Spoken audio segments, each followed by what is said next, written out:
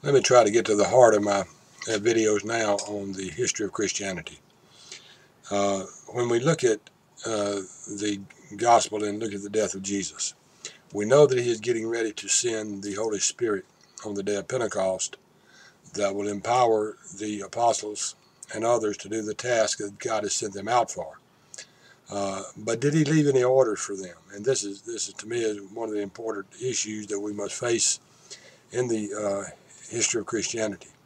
Did Jesus, before he ascended back into heaven, leave any orders for these apostles? Did he leave them some type of agenda in which they were to follow and do?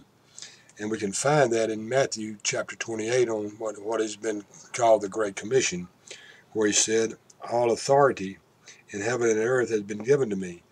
Go therefore and make disciples of all nations, baptizing them in the name of the Father and the Son and the Holy Spirit, and teach them to observe all the commandments I gave you. And lo, I'm with you always, yes, unto the end of time." There's one imperative in that Great Commission. The imperative is to go. The disciples had an order from their commander to go. But as they went, though, they were to teach, they were to baptize, and they were to make disciples. So there's three specific things Jesus has given to the early church in our history of Christianity. As the disciples went forward with their task, the imperative was to go, and as they went, they were to teach, they were to make disciples, and they were to baptize in the name of the Father, Son, and the Holy Spirit. Now, this is the task that they had at the beginning of Christianity.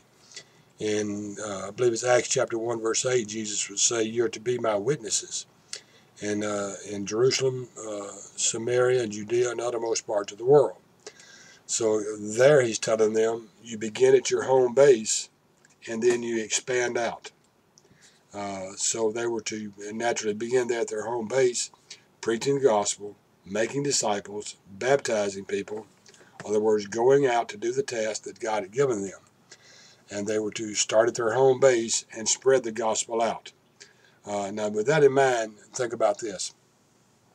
On the day of Pentecost, the scriptures talks about some 3,000 men being saved. Now, I've heard some say there's maybe 5,000, counting women and children, whatever it may be. But anyway, it was a great number of people who accepted Jesus on the day of Pentecost. Most of these, it had to be a few Gentiles there. No, not many, but it was mainly a Jewish crowd, though. So you have thousands of Jewish people now coming into Christianity. And you can imagine the baggage they're bringing with them. And they basically don't know anything. That is another reason why Jesus has told them they go to teach them, to make disciples of them, so they can make disciples of others as well. So you can imagine the task they had before them with thousands of Jewish converts now into Christianity, and the questions they should have. Is the old covenant relevant anymore? Surely they had to be thinking about that. The apostles would have to explain to them about the difference between the old and the new covenant. What was binding on them, what wasn't binding on them, what they needed to do, what they didn't need to do. You can imagine the teaching ministry they must have had as they continued making convert after convert after convert, and as they spread out, and all of a sudden, you have Christians, all over that part of the world then, and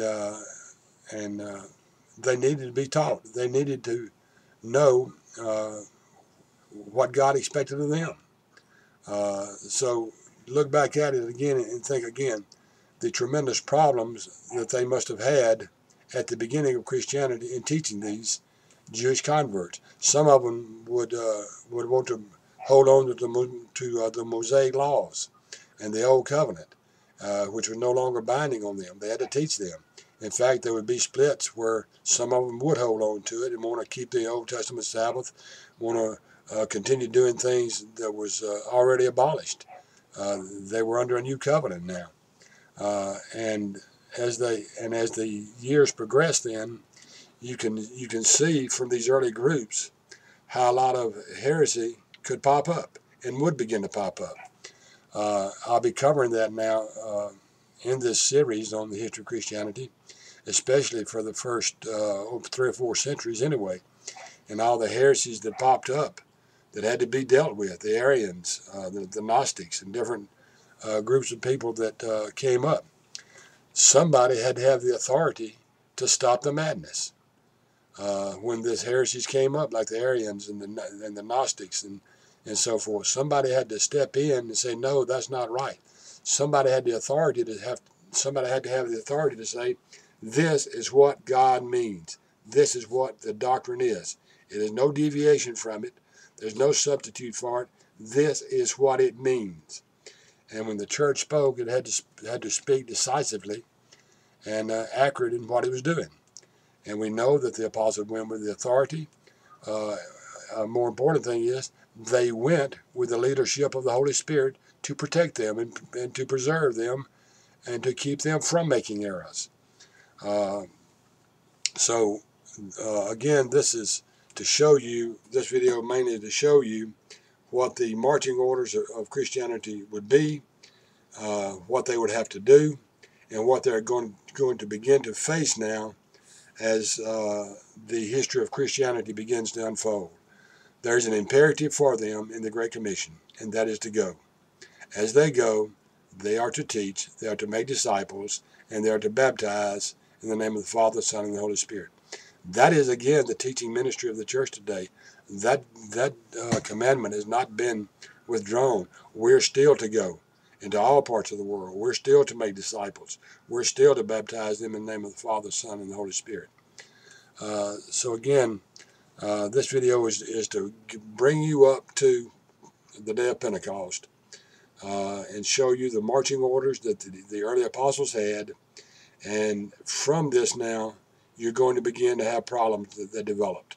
I'll begin dealing with some of those problems in the upcoming videos, how these problems were addressed, what the disciples had to do, the problems it did cause, and many of these problems have sprang up today. The apostles answered many of these problems years ago, but yet they seem to not die and just go away. There's a lot of them are springing up today that we have to deal with.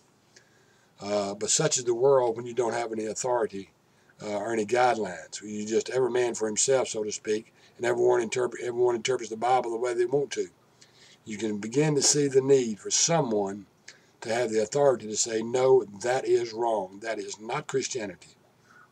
So with these first 3 videos I made, I hope I've given you a good understanding when I've talked about the apostles being sent with authority, the baggage that has been brought into the Christian world, and the marching orders for the early Christians was to go make disciples, to teach, and to baptize in the name of the Father, Son, and the Holy Spirit. So until the next time, this has been Golly saying, God bless.